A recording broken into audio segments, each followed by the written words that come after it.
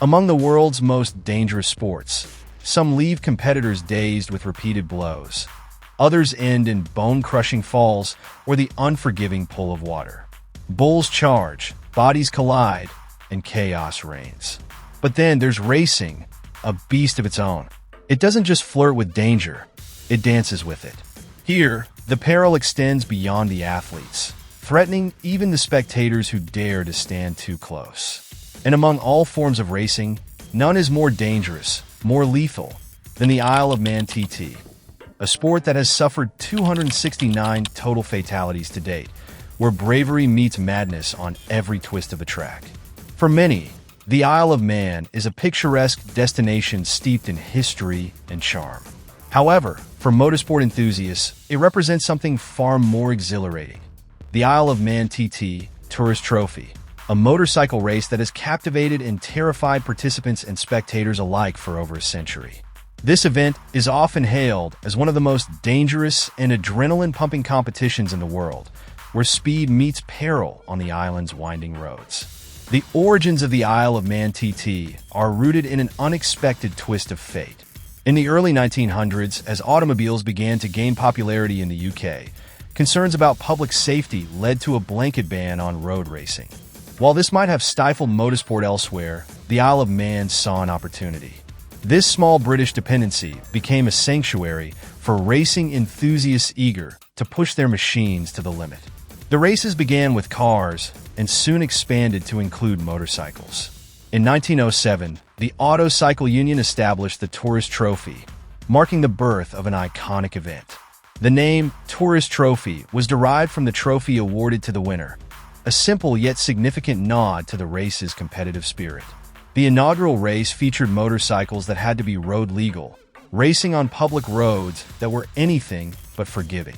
The course twisted through village streets and mountain paths, with stone walls and steep drops lurking perilously close to racing lines. The first TT race was held in 1907, where Charles Collier emerged victorious in the single-cylinder class, completing 10 laps in just over 4 hours at an average speed of 38.21 miles per hour. Meanwhile, Rem Fowler won the twin-cylinder class with a slightly slower average speed. These early races set the stage for what would become a legendary competition.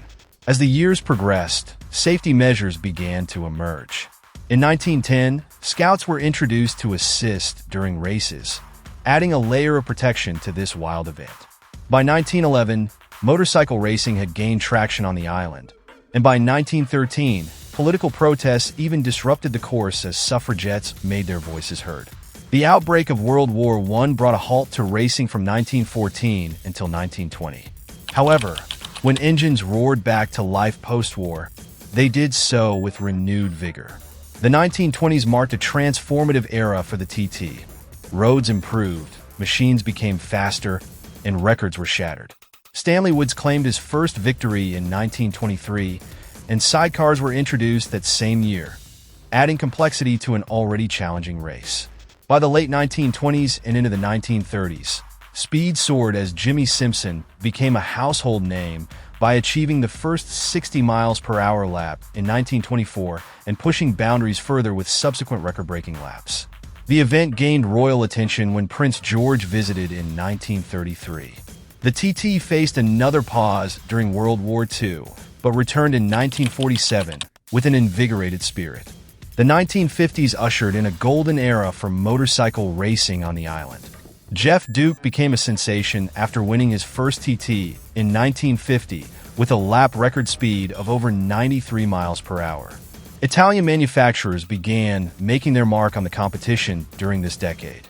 The competition intensified as riders like Bob McIntyre broke barriers by becoming the first to officially record a lap over 100 miles per hour in 1957. Mike Halewood soon followed suit with his remarkable achievements throughout the late 50s and early 60s. The rivalry between Giacomo Agostini and Mike Halewood defined much of the late 60s as both pushed each other's limits on the track. By this time, even smaller displacement bikes were breaking records, an indication of how far technology had come. Joey Dunlop emerged as a dominant force in the 80s, claiming an astounding 12 victories during his career and solidifying his status as one of motorcycle racing's legends. His prowess on the track was matched only by his dedication off it. Dunlop became known not just for his speed, but also for his charitable work. As thrilling as it was dangerous, by the end of the 90s, tragedy struck frequently at the TT. With over 160 riders having lost their lives since its inception by this time, discussions about safety and risk management became paramount. Yet despite these dangers, riders continued to flock to this iconic race. As we entered the new millennium, Joey Dunlop's legacy loomed large until his tragic passing in July 2000 during a race in Estonia. Thousands attended his funeral, an outpouring of grief that highlighted his impact on both motorsport and charity. The new century brought forth fresh talent eager to carve their names into TT history. David Jeffries emerged as a formidable competitor with multiple wins and record-breaking lap speeds despite challenges like global outbreaks affecting races. John McGuinness soon became synonymous with success at the TT, achieving remarkable feats including breaking through barriers with lap speeds exceeding 130 miles per hour by 2006, an incredible milestone that showcased human skill against mechanical prowess. Michael Dunlop carried on his family's legacy after losing loved ones to racing tragedies, yet continued to dominate with numerous victories while embodying resilience amidst adversity. Today's Isle of Man TT continues to attract riders who are willing to embrace both its glory and its risks. New talents like Peter Hickman have emerged. He set records upon debuting in 2014 and has continued to impress fans with multiple wins since then. As we reflect on this storied history, 269 lives lost since its inception, it's clear that such numbers would deter most competitions. However, not here on this island where speed meets spirit.